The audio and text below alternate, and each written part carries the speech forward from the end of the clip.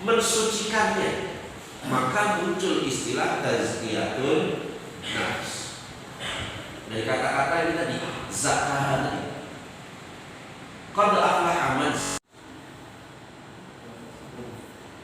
Bismillahirrahmanirrahim. Assalamualaikum warahmatullahi wabarakatuh.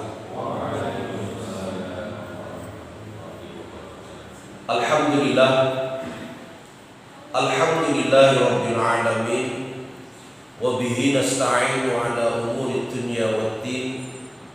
Asyhadu an la ilaha illallah wahdahu la syarika lah, wa asyhadu anna Muhammadan abduhu wa rasuluhu la nabiyya ba'd.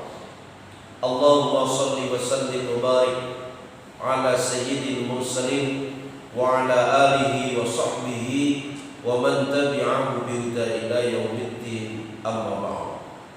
Fa ya ayyuhal hadirun usikum wa nafsi bi taqwallah faqad fazal muttaqun. Saudara-saudaraku, jamaah Majelis Ta'lim Masjid Al-Amin yang dimuliakan Allah Ta'ala, alhamdulillah pada kesempatan malam hari ini, atas izin Allah, kita dipertemukan di rumah Allah. Kita dipertemukan dalam kondisi sehat walafiat, dalam kondisi iman dan takwa masih melekat. Mudah-mudahan kita senantiasa mohon pada Allah Ta'ala diberikan hati yang istiqomah, sehingga sampai dengan akhir hayat kita nanti betul-betul bisa mencapai tahapan husnul khotimah. Amin. Salawat dan salam senantiasa kita sampaikan kepada baginda Rasulullah Muhammad sallallahu alaihi wasallam. Saudara-saudaraku, kesempatan pada malam hari ini tak lupa saya mohon izin kepada sesepuh, bini sepuh yang ada di Masjid Al-Amin, para ustadz, kiai, habaib yang ada di daerah sini. Malam hari ini mohon izin untuk memulai mengadakan kajian yang insya Allah nanti materi yang kita sepakati, materi tentang tazkiyatun nafas. Dan alhamdulillah kemarin meskipun tidak surat menyurat, tetapi secara lisan alhamdulillah dari pihak ta'mil itu mengizinkan untuk diadakan pengajian atau kajian dengan tema tazkiyatun nafas. Mudah-mudahan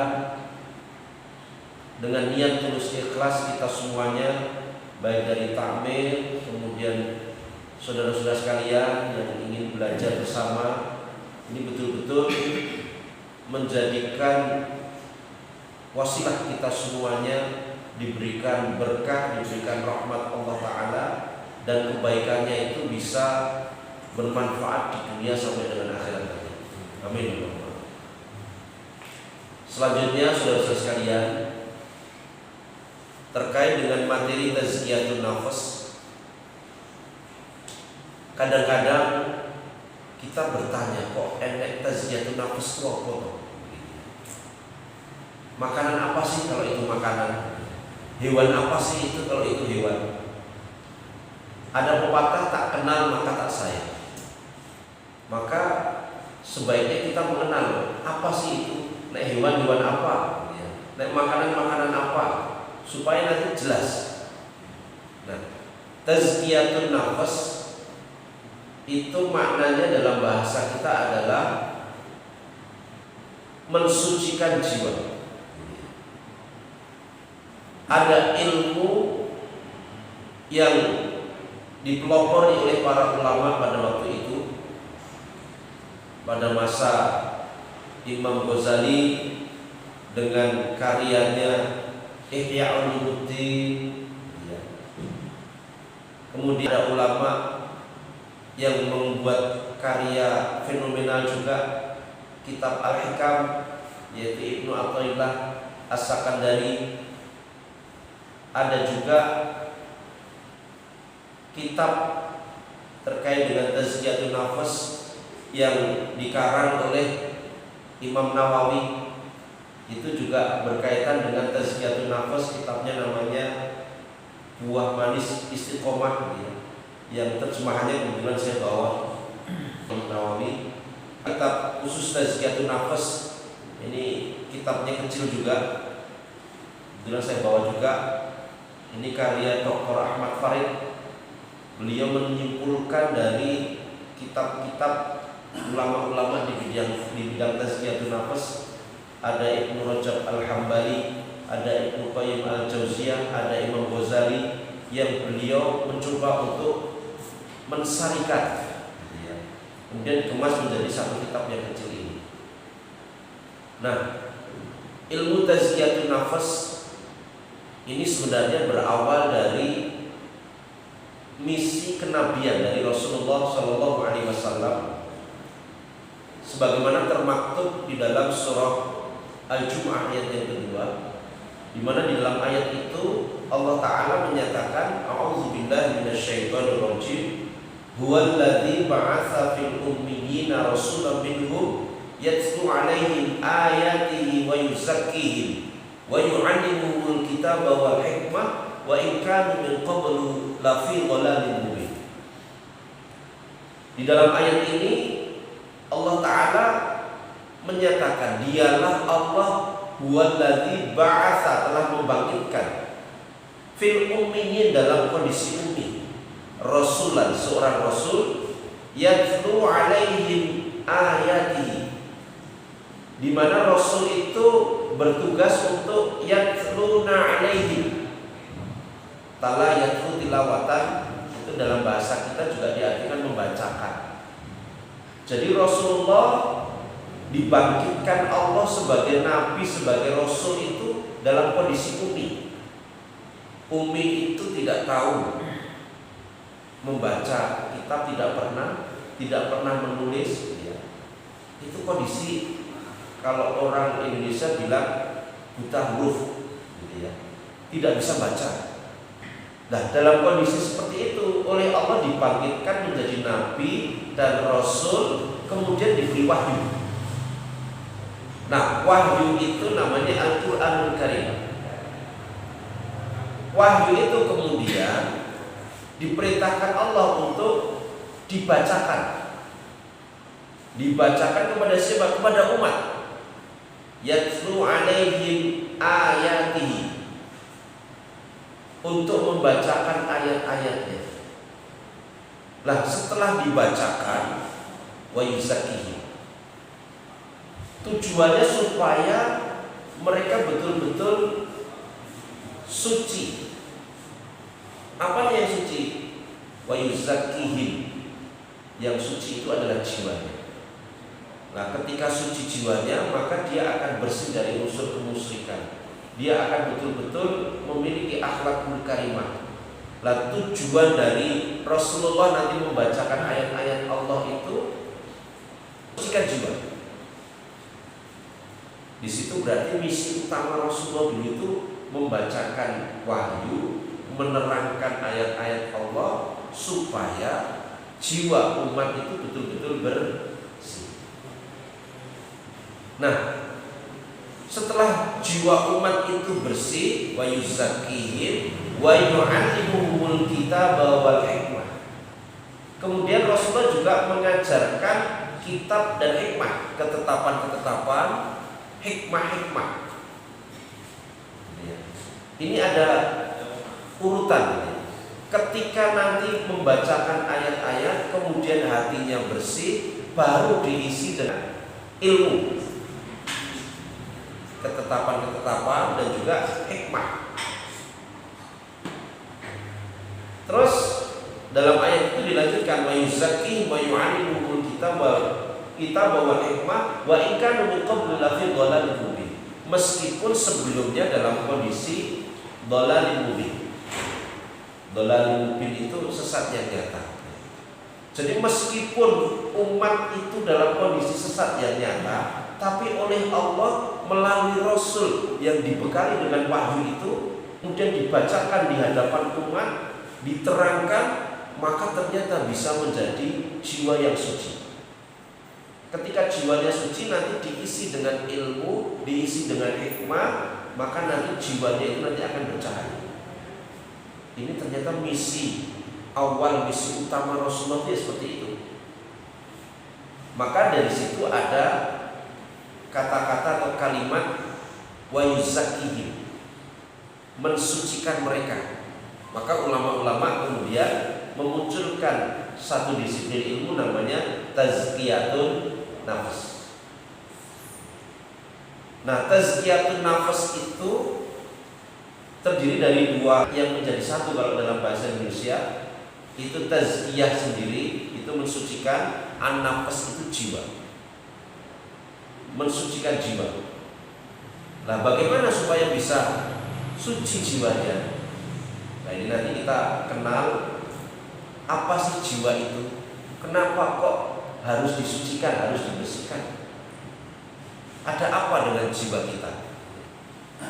Nah, kita mengenal tazkiyatun nafs dulu. Ternyata ini misi yang diemban Rasulullah, bagaimana bisa membersihkan umat pada waktu itu dengan mentilawahkan ayat-ayat Allah. Nah, kenapa kok kita butuh tazkiyatun nafs itu? Kita sekarang akan melangkah lebih jauh. Kenapa kok kita butuh tazkiyatun nafs? Pertama, oleh Allah Ta'ala setiap manusia itu diberikan ilham yang sama. Berangkat dari surat Asy-Syams ayat yang ke-7 sampai dengan 10. A'udzu billahi minasyaitonir rajim. Wa nafsin wa ma sawwaha fa alhamaha fujuraha wa taqwaha. Qad aflaha man zakkaha wa qad khaba man dassaha. Jadi oleh Allah pertama kali langsung jiwa itu dijadikan sumpah. Wa nafsin wa ma sawwaha, demi nafs. Nafs itu bahasa Indonesianya jiwa.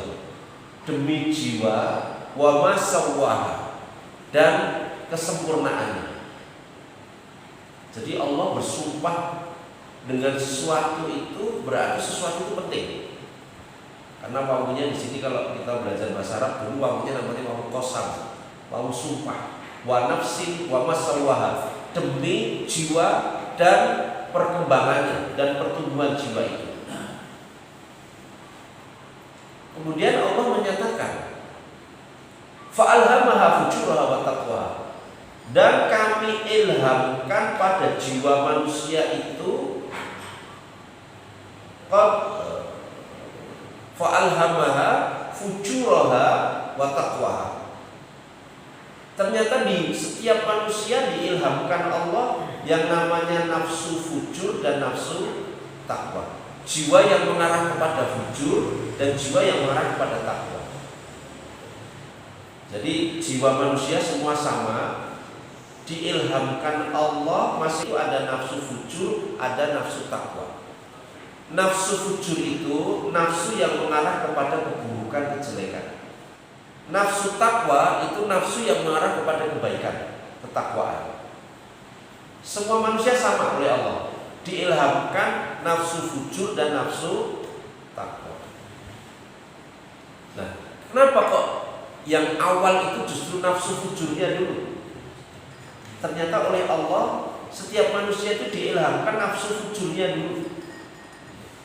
Nah, ini sebagai pujian untuk manusia. Karena diciptakan manusia ini hidup dan mati itu memang ladang ujian. Surat Al-Mulk ayat yang kedua, alladzi khalaqal mauta wal hayata liyabluwakum ayyukum ahsanu amala. Allah menciptakan kehidupan, Allah juga menciptakan kematian. Jadi selama kita mati, selama kita hidup, liyabluwakum ayyukum ahsanu amala, kita akan diuji oleh Allah Dan akhirnya nanti akan mengetahui siapa yang terbaik amalnya, siapa yang terbaik hasil ujiannya, itu nanti Allah akan mengetahui. Nah, salah satu ujian yang diberikan oleh Allah untuk diri kita masing-masing, Pak, ternyata setiap diri manusia itu diilhamkan nafsu fujur dan nafsu takwa. Nafsu fujur dulu. Ini ada ulama yang menjelaskan, itulah yang menyebabkan kenapa manusia itu cenderungnya kepada perbuatan yang jelek terus. Karena nafsu pertama ini nafsu fujur, nafsu mengarah keburukan. Sampai Allah membuat satu contoh di dalam kehidupan nyata, dan yang dijadikan contoh bukan main-main, Pak. Seorang nabi di dalam kisah Nabi Yusuf, kisah yang terkenal, ya. Kisahnya cukup panjang, jadi bisa dibaca sendiri. Intinya, Nabi Yusuf itu seorang nabi, diberi ilmu, diberi ujian yang luar biasa. Ketampanannya itu ada yang memberikan penafsiran 99% ketampanan laki-laki itu ada pada Yusuf, ada pada Nabi Yusuf. Yang 1% nanti dibagi ke dunia.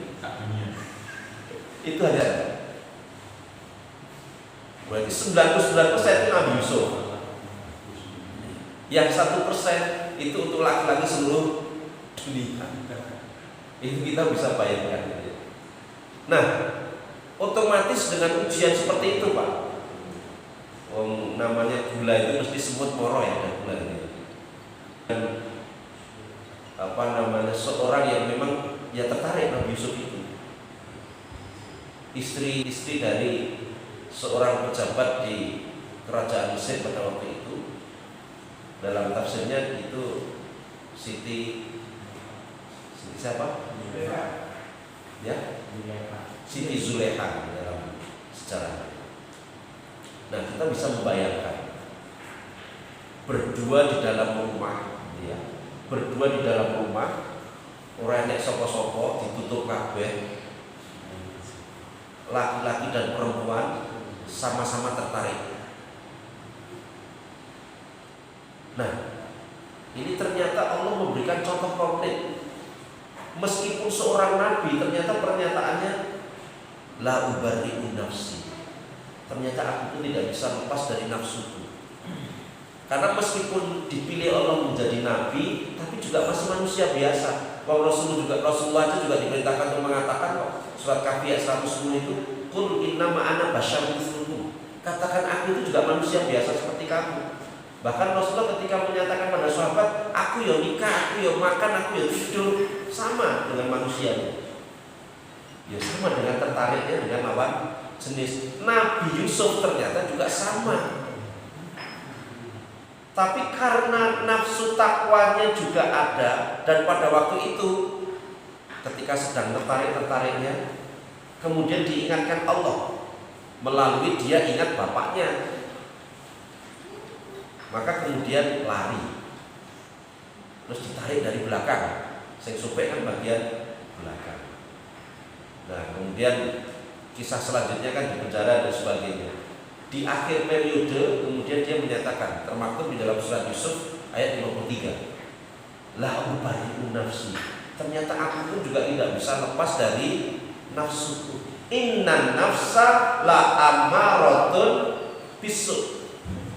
Kemudian Nabi Yusuf di situ menyatakan sesungguhnya betul nafsu itu memang cenderung kepada kepada yang buruk, kepada yang jahat.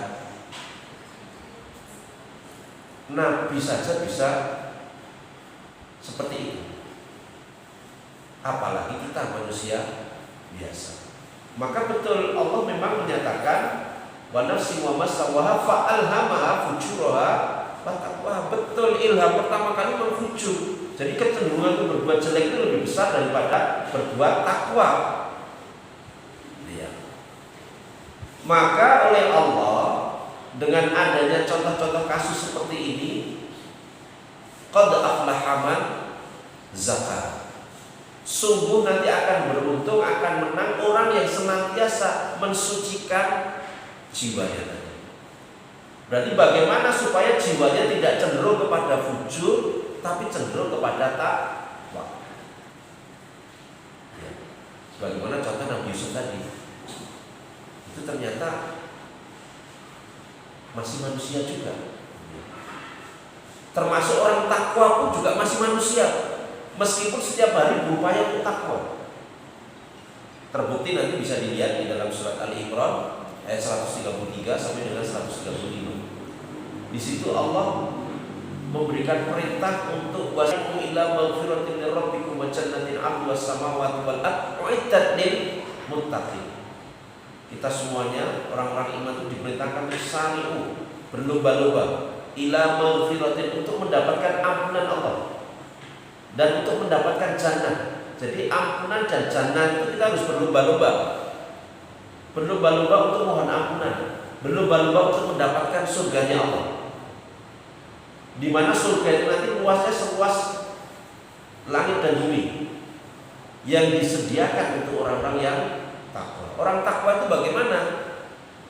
Sifat orang takwa di belakangnya ayatnya. Alladzina yunfiquna fis-sarra'i wad-dharra'i wal kadhimina al-ghaidha wal 'afina 'anil nas wallahu yuhibbul muhsinin.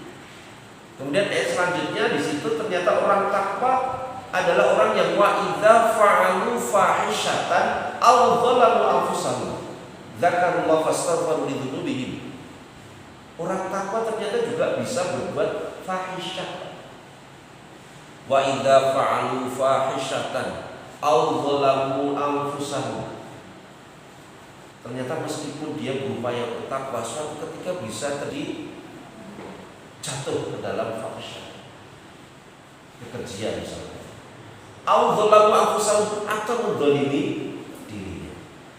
Hanya bedanya orang takwa itu ketika terjatuh seperti itu, kemudian zakarullah fastaghfaru lidzunubihim, dia kemudian segera ingat Allah, kemudian mohon ampun kepada Allah.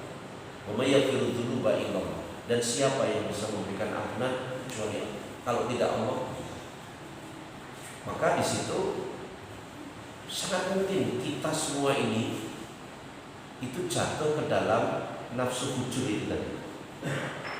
Maka Allah